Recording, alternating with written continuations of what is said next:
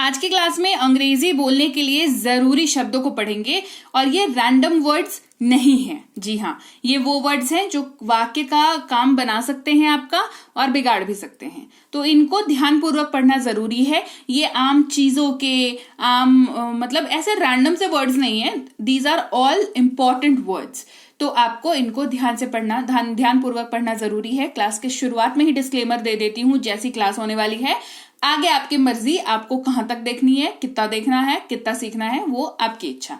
ठीक है, तो ये वर्ड्स रैंडम वाले वर्ड्स नहीं है, इंपॉर्टेंट वर्ड्स हैं, तो क्लास को ध्यानपूर्वक जितना दूर भी देखो ध्यानपूर्वक देखना। ठीक है, 10 ही वर्ड सीखेंगे अपन, पर ध्यान से सीखेंगे, है ना, कभी भूलेंगे नहीं, वैसा सीखेंगे। हे एवरीवन, स्वागत है आपका आज की क्लास में। आज की वीडियो में मैं हूं प्रीति मैम, आप देख रहे हैं सनरीति इंग्लिश अकेडमी।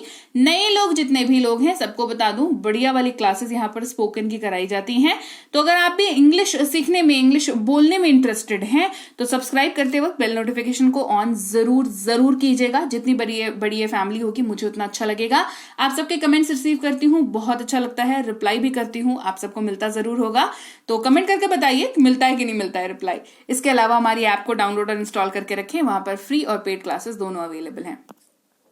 सबसे पहला शब्द है कौन, जिसके लिए आप अगर हिंदी में कौन वर्ड का यूज कर रहे हैं तो इंग्लिश में हु का यूज करते हैं। सबसे आसान और सबसे सटीक एग्जाम्पल, कौन है आप या आप कौन हैं, दोनों के लिए ही आप यूज करेंगे who are you. Who are you. रास्ता इस्तेमाल होता है वे, मुझे रास्ता दिखाओ, शो मी वे, शो मी वे। अगर आप वाक्य में सकता है, सकता हूं का यूज कर रहे हैं और ये इस्तेमाल आप परमिशन मांगने के लिए कर रहे हैं, अनुरोध करने के लिए कर रहे हैं, रिक्वेस्ट के लिए कर रहे हैं, तो आप मे का यूज करेंगे। ध्यान दीजिएगा, क्या मैं अंदर आ सकता हूं, मे आई कम इन, ये परमिशन मांग रहे हैं अंदर आने की, है ना, तो मे का यूज करेंगे, है ना। कैन का यूज नहीं करेंगे। कैन क्यों मैं डिस्कस कर रही हूं, क्योंकि कैन का मतलब भी सकता हूं, सकता है, होता है, बट आपको ये जानना होगा कि आप कहां पर किस शब्द का यूज कर सकते हैं, है ना। तो कैन नहीं यूज करेंगे, कैन इस जगह पे यूज करना रूड लगता है, कैन का अलग यूज है।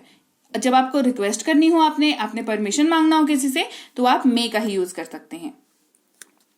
और या तथा अगर वाक्य में यूज कर रहे हैं तो एंड का यूज करेंगे, जैसे मुझे एक पेन और पेपर चाहिए, I want a pen and paper. यहां पर क्या हुआ बताओ, हमने दो चीजों को जोड़ा, पेन को और पेपर को जोड़ा। आप I want pen, I want paper, है ना, तो ये काफी मतलब ऐसे नहीं बोला जाता अंग्रेजी, है ना। जब आप दो छोटी छोटी चीजों को जोड़ सकते हो कंजंक्शन लगा के, तो उसको जोड़ दिया करो।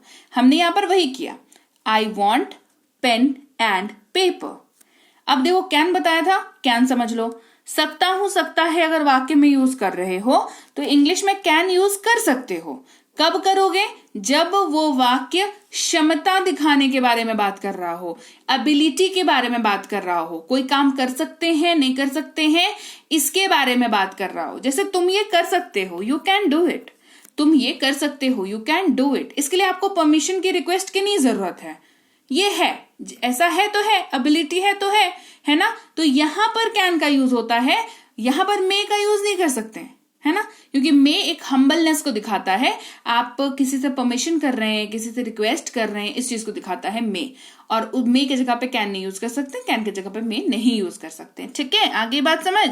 फिर देखो, लिए या के लिए जब भी वाक्य में यूज करें तो फॉर वर्ड का यूज करते हैं। जैसे ये तुम्हारे लिए है, दिस इज फॉर यू, ये मेरे लिए है, दिस इज फॉर मी, वो उसके लिए है, दिस इज फॉर हिम या हर, हिम लड़के के लिए, हर लड़की के लिए। ठीक है, तो फॉर का कुछ इस तरीके से इस्तेमाल होता है। अब या अभी नाउ वर्ड का यूज करते हैं, मैं अब जाऊंगा या अब मैं जाऊंगा, now I will go, now I will go. देखो अब की अंग्रेजी अगर आपको नहीं पता हो तो आप सिंपली इसी को ट्रांसलेट कर पाओगे, मैं जाऊंगा, आई विल गो। लेकिन आपका कहने का तात्पर्य क्या है कि अब मैं जाऊंगा या अब मैं चलूंगा। ठीक है, तो आप हिंदी में फीलिंग के साथ बात कर रहे हो, अंग्रेजी में वो फीलिंग झलकाने के लिए आपको शब्दों की जरूरत है, और वो शब्द का काम कर रहा है नाउ। तो नाउ आई विल गो, है ना, आई विल गो ये सिर्फ बोलोगे ना तो रूड लगेगा कि हाँ मतलब, और नाउ जब तो थोड़ी विनम्रता दिख जाती है कि अरे चलते हैं अब, है ना, तो now I will go, right. तो इसी वजह से मैंने कहा कि आपका काम बना भी सकते हैं ये शब्द, बिगाड़ भी सकते हैं। इसी वजह से इन शब्दों को याद रखते वक्त सावधानी जरूर बरती जाए। आगे बढ़ते हैं। लेकिन, बट, यहां पर आप कंडीशन लगाते हैं, यहां पे आप मतलब क्या अड़ंगा लगाते हैं बेसिकली। लेकिन मैं जाऊंगा या जिद करते हैं, but I will go, but I will go, जो भी हो जाए मैं जाऊंगा, बट आई विल गो। ठीक है। हर, उसका, उसकी, उसके, उसे, उससे।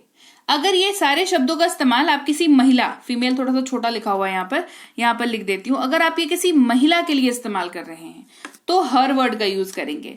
उसे बुलाओ, कॉल हर। वहीं पर उसे या उससे आप किसी मेल यानी कि पुरुष के लिए यूज कर रहे हैं तो हिम का यूज करेंगे। जैसे उससे बात करो, टॉक टू हिम। नहीं इस्तेमाल करेंगे नॉट का। मेरे पास नहीं है, आई डू नॉट हैव। मेरे पास नहीं है, आई डू नॉट हैव। हैं इस्तेमाल होता है शब्द आर का। हम विद्यार्थी हैं, वी आर स्टूडेंट्स। हम विद्यार्थी हैं, वी आर स्टूडेंट्स। प्रत्येक इस्तेमाल होता है शब्द ईच का। मुझे प्रत्येक कलम चाहिए, आई वॉन्ट ईच पेन। अभी अभी या तुरंत इस्तेमाल होता है शब्द जस्ट का, जो एकदम बस अभी अभी हुई हो, तुरंत बस वो काम हुआ हो, है ना। बिल्कुल मतलब जहां पे आप ये डिसाइड नहीं कर सको कि कितना समय हुआ है। आ रही है बात समझ में। मैं अभी अभी आया, आई जस्ट केम। मान लो आप कहीं बाहर से आ रहे हो, आपने ताला खोल करके आप घर में घुसे हो, पीछे पीछे आपके कोई गेस्ट भी आया, तो आप उसको क्या बोलोगे कि मैं 2 घंटे पहले आया? नहीं ना। तो जब आप टाइम फ्रेम डिसाइड ना कर पाओ, आपका दिमाग टाइम फ्रेम डिसाइड करने, आपका टाइम फ्रेम में डालने के हिसाब में ना हो, तो आप जस्ट वर्ड का यूज करते हो। ठीक है। अनेक यानी कि मेनी। मेरे बहुत सारे मित्र हैं, आई हैव मेनी फ्रेंड्स। ये काउंटेबल चीजों के साथ यूज होता है जहां पर आप गिन सकते हो। अब आपके 25 दोस्त हो या 2 दोस्त हो, आप गिन सकते हो, तो मेनी का यूज करेंगे। ऊपर यानी कि ओवर।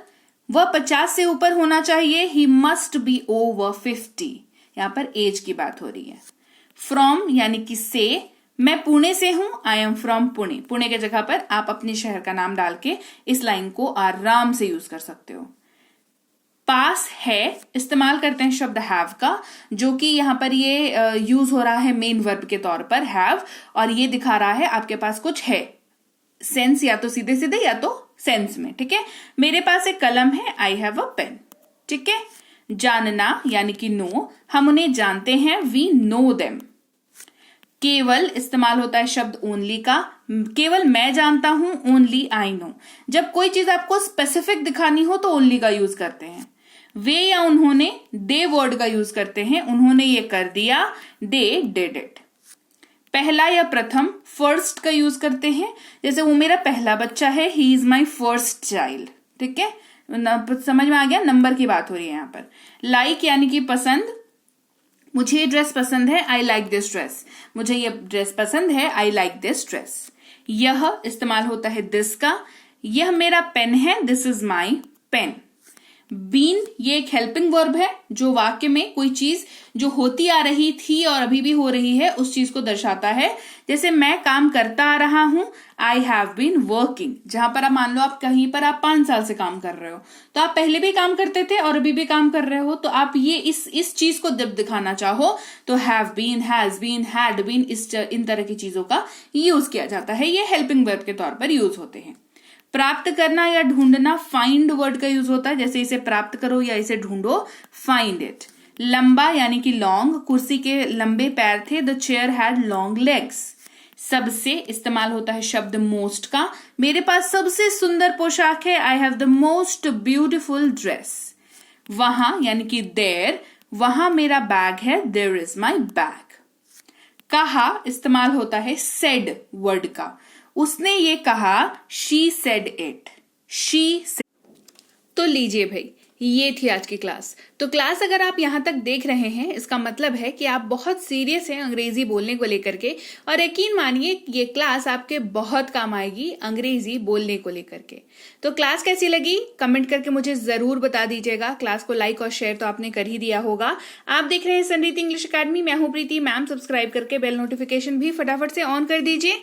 इसके अलावा हमारी जो ऐप है संरीति इंग्लिश अकेडमी, सेम नाम से ऐप है, वहां पर आपको बेसिक से प्रो स्पोकन इंग्लिश का कोर्स, इंग्लिश राइटिंग का कोर्स जिसमें आप अंग्रेजी लिखना सीखते हैं, इंग्लिश ग्रामर का कोर्स, इंग्लिश रीडिंग का कोर्स आपको मिल जाएगा ऐप पर। इसके अलावा अंग्रेजी पढ़ने में अगर दिक्कत आती है, स्पेलिंग्स में दिक्कत आती है, तो ये अंग्रेजी पढ़ने का रामबाण ट्रिक, ये जो किताब है ये Amazon पर अवेलेबल है। आप सिंपली इस बुक का टाइटल यहां से देख करके आप Amazon पे सर्च करके इस बुक को अपने घर पर कैश ऑन डिलीवरी के साथ भी मंगवा सकते हैं। इसके अलावा अगर आपको ई बुक्स की जरूरत है, तो चाहे वो वर्ड मीनिंग की ई बुक हो, टेंसेस की हो, आपके स्पोकन इंग्लिश की हो, ग्रामर की हो, या मिनी स्पोकन इंग्लिश स्ट्रक्चर्स की हो, जो कि क्विक रिवीजन का आपको मौका देती है, क्विक समझने का आपको मौका देती है, ये सारी की सारी ई बुक्स जो है हमारी ऐप पर अवेलेबल है। ऐप में जाकर के आप इनको इजीली वहां पर ले सकते हैं। इसके अलावा हमारी क्लास, हमारी पेड क्लास या किसी भी तरीके की अंग्रेजी को लेकर के समस्या अगर आपको आ रही है, तो इस नंबर पर व्हाट्सएप मैसेज करके आप हमारे साथ संपर्क कर सकते हैं, हमारे ग्रुप में जुड़ सकते हैं। और इस किताब को मंगवाने के लिए भी आप सिंपली इस नंबर पर व्हाट्सएप मैसेज करके भी इस किताब को अपने पास मंगवा सकते हैं। और हमारा ऐप को जैसा दिखता है गूगल प्ले स्टोर पर, वहां पे आपको यहाँ पर इंस्टॉल कर लेना है ऐप को अपने मोबाइल पर। इसके अलावा व्हाट्सएप का ग्रुप हमारा जरूर ज्वाइन करके रखें, रोज की फ्री क्लासेस आपको मिल जाती हैं। टेलीग्राम का चैनल हमारा जरूर ज्वाइन करके रखें, वहां पर भी आपको क्लासेस मिल जाती हैं, कुछ इंपॉर्टेंट अनाउंसमेंट होता है वो भी आपको पता चल जाता है, और ऐसे आप जो है अंग्रेजी के संपर्क में बने रहते हैं।